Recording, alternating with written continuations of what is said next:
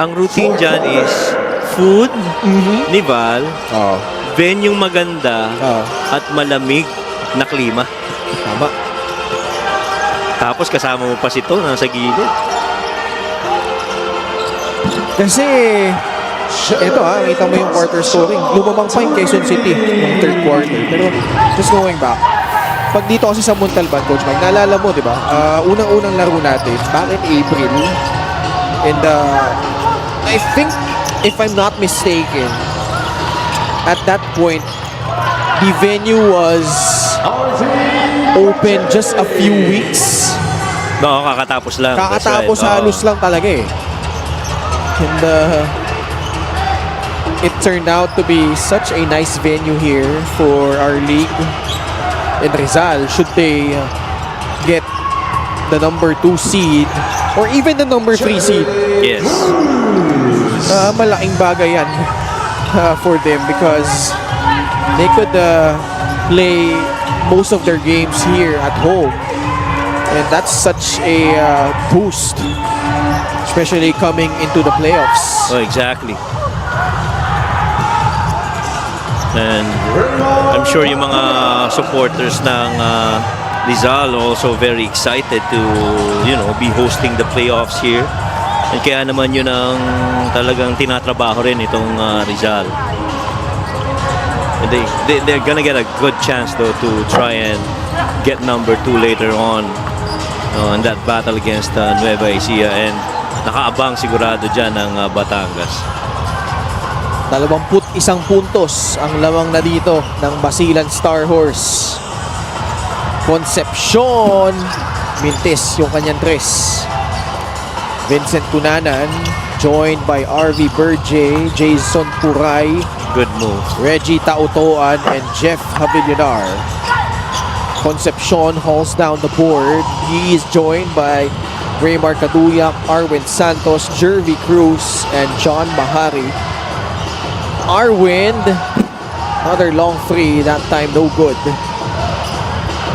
The pitch ahead to Reggie Tautoan, who I believe was trying for that signature sidestep. Si Santos, mababawi sa kabilang dako para sa Basilan. Oh, hindi umubra yung slowing down the second step na yun ni Tautuan. Instead, it resulted in a turnover para dito sa Basilan, to which they made the most out of it. Sherwin Concepcion feeding the rim running Arwin Santos. And the former FEU Tamarao extends the lead to 23 points. QC calls for time.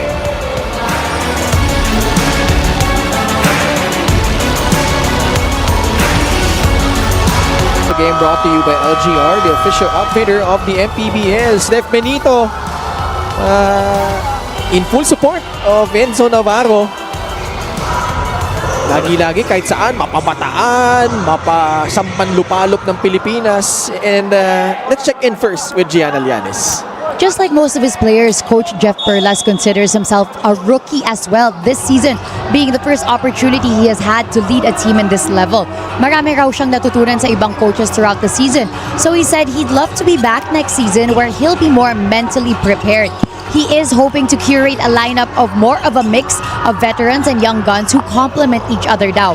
He said that he does want to sustain the same QC energy next season, but he is looking to get more big men to increase the overall height of their team. Back to you guys. Thank you so much, G. And you mentioned that already, Coach Mike, no? Yung lack of ceiling nila. Yes. Dahil nga, si Jeff Avillonar playing that center spot, 6'3", yung Edsel Rojas, although tough as nail sa ilalim, undersized din as a power forward and as a center. And Coach Jeff Perlas recognizes that, but also, ganda nung binanggit doon ni Gianna, no, na yung maintaining the same energy because he likes the synergy among his players. Although, it's inevitable that some of them may not be part of the team Yes. next year, but the camaraderie they were able to build, and kung sino man yung papalarin na mapapasama sa kanilang lineup come next season, that's gonna bode well for them as they try to become better and improve on their finish this season. Yeah, pretty much. Alam mo yung klase ng pag, that style of coaching of Coach Jeff Perlas. Really, one might say na sobrang fit pagdating sa collegiate. But then when you go to the pro level, it's a different thing. And so kaya nga sabi niya at the start of the season, even in his soft med, he was saying na, this is a new field that I'm getting in. And, as good as a coach he is, I'd like to think he's also picked up some good stuff which he will bring to his team next season. Palaki na palaki pa rin ang lamang ng Basilan Star Horse, Enzo Navarro, firing from beyond the arc and was able to put it in. And Basilan just lording it over despite that putback by Jeff Avillar. 84-60 po ang ating score. We have a timeout.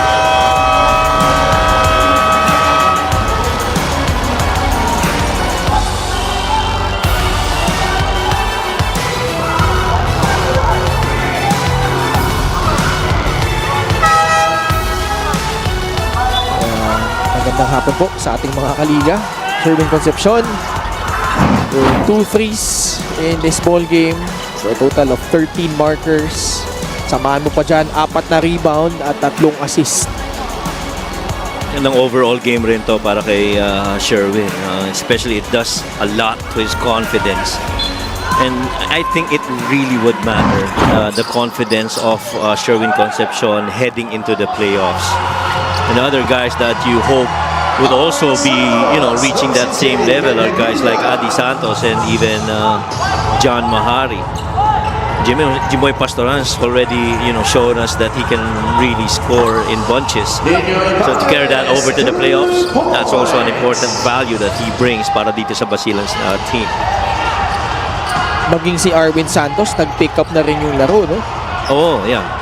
Kaya nga sabi ko nga sa'yo, ang ganda ng pagkaka-pace nila. Not just in every game that they played, but all season long. They paced their veterans so well in terms of minutes played, and also their usage are very manageable. Manalang lays it up and in. And I feel ang mahalaga rin dito is that yung mga ibang mga players or the non-superstars would have really elevated their game para dito sa Basilan, which I feel has benefited them a lot, give their roster a lot of depth. Fourth quarter. I mean, when you sum up their elimination round as the whole, Coach Mike, because you mentioned the slow start, the strong finish, what do you think was the biggest problem they've encountered at the start of the season? And what do you think was the turning point for them to have this really blistering finish to this elimination round? Well, if I recall correctly, there were certain games na mas heavy ang minutes nila Alex Cabagnot. If I recall correctly, at least in the early games. That's one. I think they understood, we got to manage the minutes of guys like Alex Cabagnot and put him in, certain portions of games or in certain games na talagang kailangan natin yung magiging impact niya as a result ng mga laro na yun. Second, I felt the schedule was really tough for them to start. Naintindihan natin nung nakita na lang, oh man, this Basilan team is loaded with a lot of stars, a lot of good players off the bench. And so they got tested quickly. But yung mga teams na nakalaban nila, matagal na nag-prepare. Rizal, Nueva Ecija, Batangas, San Juan, those 4 of their first 5 games really mattered in how they started the season. But then again, as the games went on, makikita mo, I felt it all started when they played against Pasay. Doon nakita ko talaga yung manage ng minutes ni Alex Cabagnot, where they lost only by 4 points, but they could have won that in a couple of possessions. There were 2 possessions in the final under a minute remaining that they could have won, but they lost by 4 points. And then they came back and lost another close one against Binyan and won a close one against Gensan. And so nakikita mo yung progression, ang daming learnings na binitbit nila doon. If you imagine, if they had won that game against Pasay and even against Binyan, it would have been a huge turnaround already after their first 6 games where they were 2 out of 4 to start. So I guess the adjustments and making clear to everyone, hey guys, this is your position, this is your role, this is what we expect of you, para mas malinaw para sa kanila. And I don't think it takes a lot for these guys to try and absorb, lalo na you have really good veterans on the floor. Ako, Coach Mike, isang malaking bagay para sa akin in terms of Basilan is, well, binanggit ko na kanina, yung panalo nila against Pampanga, which I initially thought could have been a turning point for them given the caliber of the opponent and how impressive they were. Yes. And then sinundan yon nung deflating loss against Bacolod. Tapos, they went to Lucena and we were anticipating a very close game. But boy, Quezon Never just came. pulverized them at home. Let's see what happened here. Ito naman sa mukha si JK ni Sherwin Concepcion.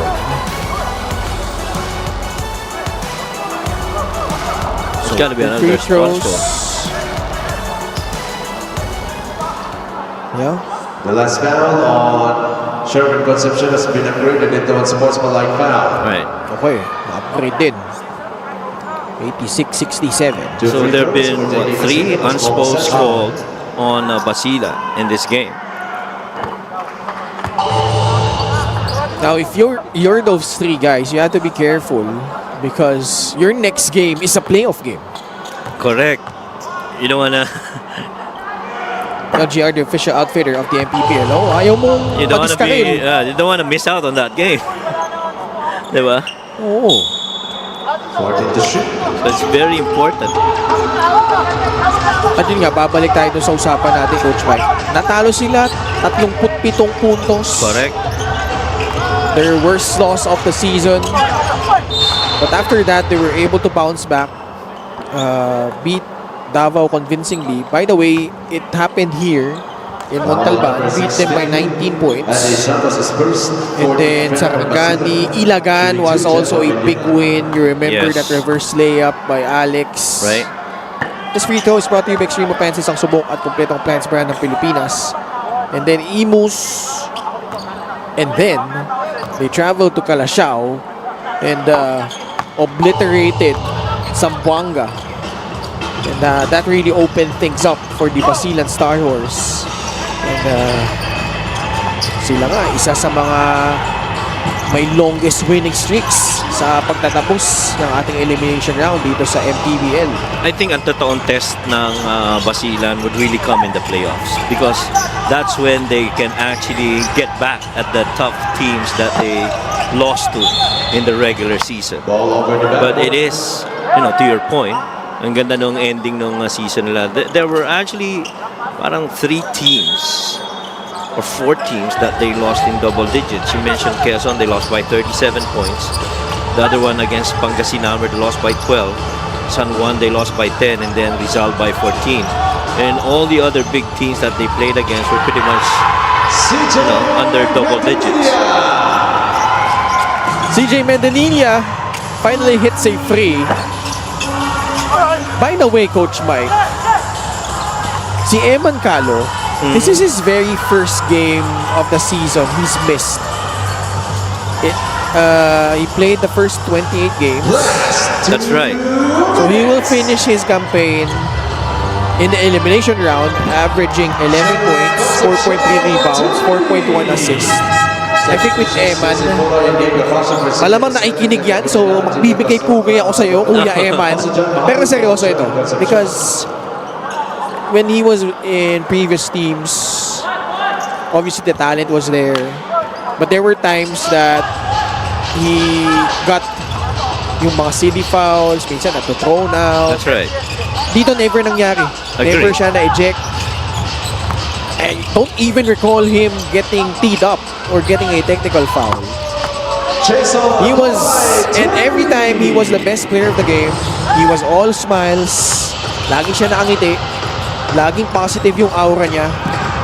And it has infected this Basilan team in a way, Coach Mike, na despite the ups and downs, siya kulang Correct. na hindi lang basta ganun. pinakita rin niya sa kanyang laro. Correct. And you know what?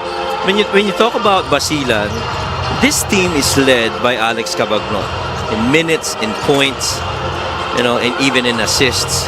Overall, across, he's in the top 3. But when you look at Eman Calo, he's actually the second best guy for Basilan. He's second in minutes, second in scoring, third in assists, and third when it comes to steals, and very close to number 4 when it comes to rebounds. And so you get a guy who does everything for you: score, rebound, steal, defend, take good minutes. Gixer, great move of the game, born for greatness. This is a really good finish by Renzo earlier. Tight spot, just went, kept the ball alive, kept that dribble, and used that English to finish it off. And so I guess the point we're saying about Eman Calo is that much as we talked about this team being number 2 when it comes to assists, a lot of that has to do with Alex Cabagnot and Eman Calo sharing that rock. Uy, Kuya Eman, pakamdam ka naman. Ha? Pero wag pa natin yan. Oo naman.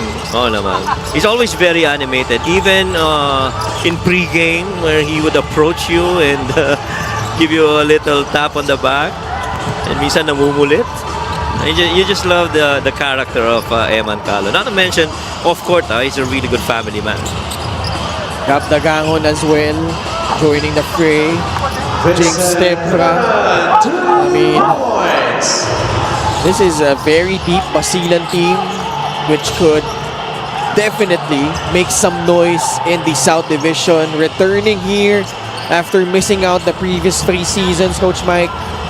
Last time that they played, they made it all the way to the South Division Finals. That was under Coach Gerson Cabildes. This is a different era, different set of players, but the quest remains the same for this team, which is to win the title here in the NPBL. The coach might be a different roster, but it's the same goal altogether para dito sa Basilan.